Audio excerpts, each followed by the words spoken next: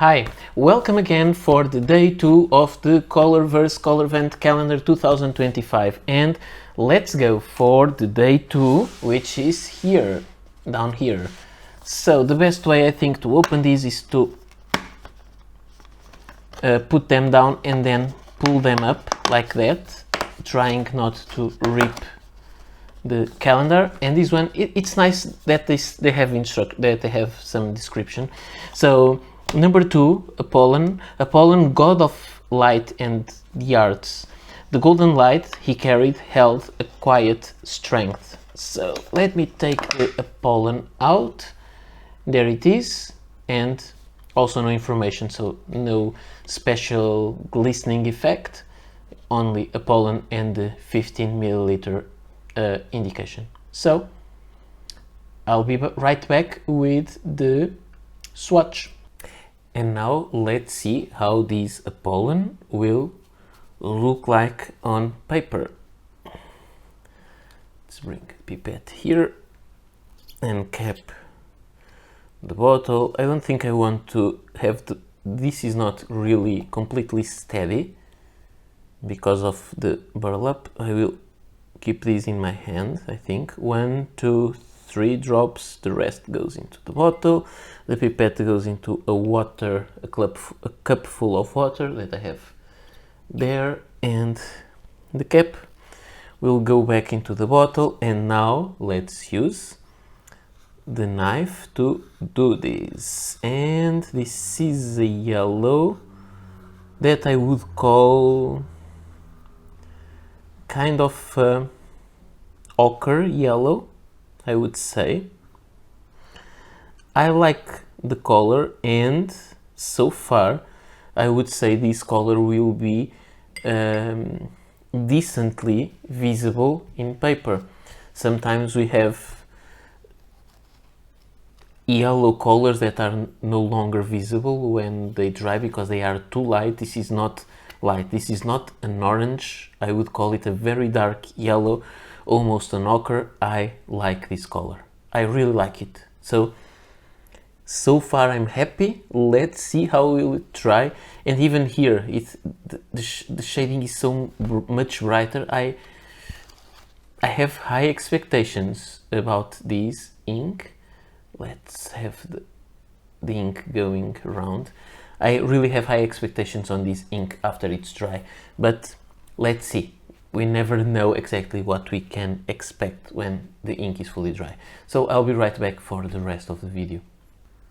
Here it is, the dry swatch, and what you have here is a dark yellow ink, kind of almost an ochre color, and I think this is quite readable.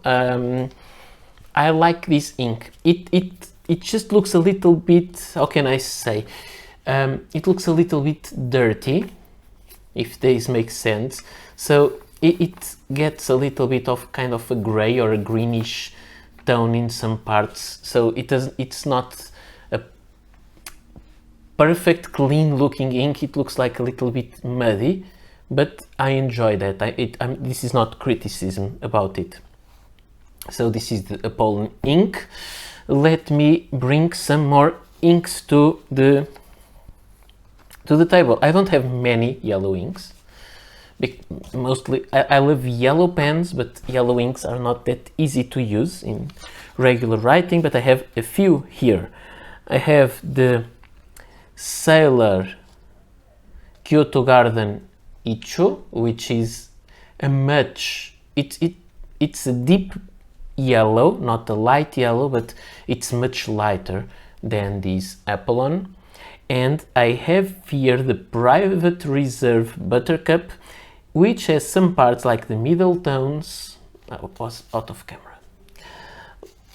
Like the middle tones are more similar with this one, with the Apollon. Yeah, sorry. And I have here also the Edelstein Golden Barrel, the Pelican Edelstein, and this ink has some similarities with it, but this one has some glitter. This one doesn't.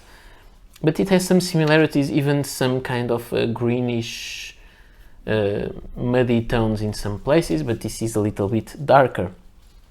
Also, I have from the Diamine Inkvent Calendar 2019 the Golden Star, which is very similar to the Pelikan Edelstein Golden Barrel, that it has also some shimmer, but it is darker. So this one is much closer to that one, but it doesn't have, this one has more tone variation. And finally, the Diamine Inkvent Calendar 2021, it's the number 7 Candlelight, and I think the Candlelight is, I would say, almost the same as this one. It just doesn't look a little bit muddy as this does, but I would say this is kind of a perfect match. The Colorverse Inkvent Calendar 2025 number 2 Apollon is very similar to the Diamine Inkvent Calendar 2021 Candlelight day number 7. So this is my comparison with other inks. Let's take a look at the this thing, the chromatography. And on the chromatography I see a little, but it's very pale line, so it's almost invisible, and which means it's not water resistant because almost everything is washed away. It looks like there is a small like gray undertone, and that gray undertone may be a reflection of these parts that are looking a little bit muddy, as I told you. Then all is white, all the ink washed away, and then we have the yellow fringe on that. So this ink is very simple, and it's not, oops, sorry, I hit everything, and the ink is not water resistant. So for the review of this ink, I chose 2 pens as usual. I failed a little bit because I chose a pen with a fine nib and a pen with a medium nib, but in the end they write very similarly, so you won't see much difference on paper. Sometimes this happens, and I will not ink another pen just because of that. It's something that sometimes can happen. So one of those is this amazing pen that I got from a viewer, the Sheaffer No Nonsense Yellow with the Nikon logo. That I love to have that. And this is a fine steel nib cartridge converter pen. It is, I would say, it is a classic of cheap collectible fountain pens, and I think the Sheaffer No Nonsense line is an amazing line, and I have very strong feelings against it being discontinued. The other pen that I chose is also a cartridge converter pen, and it is made by Parker. It is the Parker Jotter in yellow, also because I love yellow pens, and also a steel nib pen, cartridge converter, as I said. And there you can see on the feed there is the M, that means that this pen has a medium nib. So this is it. Let me show you the writing samples I did, and I did 3 writing samples as I always do.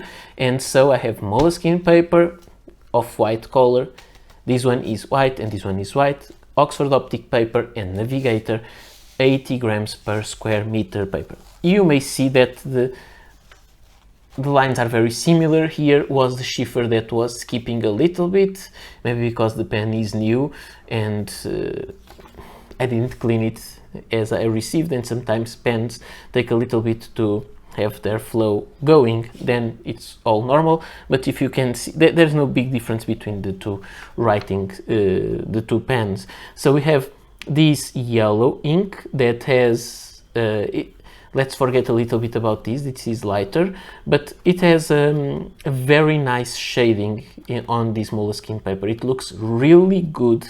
I don't love extreme shading inks. I don't like an ink that is almost invisible on lighter parts and very deep colored in the others. I like a balanced ink, and I think this is a very nice ink with some color variation, and this is kind of the color variation, the shading that I understand and that I like. On the other side, although it's not that visible on this side, but on this side you can see there is a little bit of, it's not kind of a bleed through, it's kind of a ghosting. You can see there the places where I wrote with the Parker. Again, no feathering, very good behavior in the end. Now we go to the Oxford optic paper, and this paper is usually quite good, and you can see that color variation or that shading. It looks very nice also on this paper.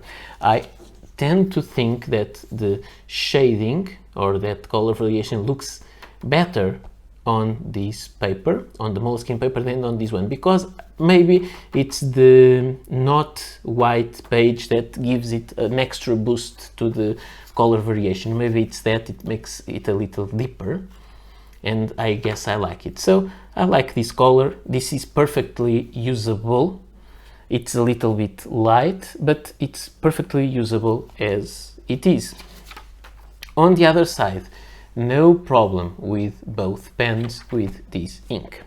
For the Navigator copy paper, we don't have the feathering, but there is almost no shading as usual, and you see almost no difference between the writing with the two pens.